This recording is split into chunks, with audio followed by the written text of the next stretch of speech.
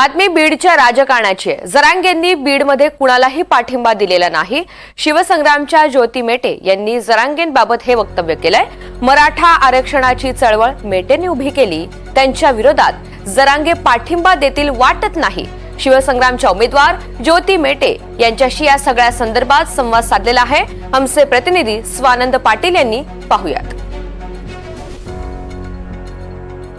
आणि सगळ्यात महत्त्वाची गोष्ट म्हणजे मनोज दादांचं स्वतःचं असं म्हणणं आहे, त्यांनी ते स्टेटमेंटही केलेलं आहे की त्यांच्या हृदयात मेटे साहेबांची जागा आहे। यापूर्वी त्यांनी वेळोवेळी मेटे साहेबांबद्दल आदराची भावना व्यक्त केलेली आहे आणि जर ते महाराष्ट्रामध्ये कुठल्याही अपक्ष उमेदवाराला पाठिंबा देत नसतील तर ज्या लोकनेते विनायकराव मेटे साहेबांचा ते एवढा आदर करतात आणि आज जी ती मराठा आरक्षणाची चळवळ पुढे घेऊन जात आहेत, कोणी एकेकाळी तीच चळवळ मेटे साहेबांनी हाताळलेली आहे, तर त्यांच्या पत्नीविरुद्ध ते कुणालाही पाठिंबा देतील असं मला अजिबात वाटत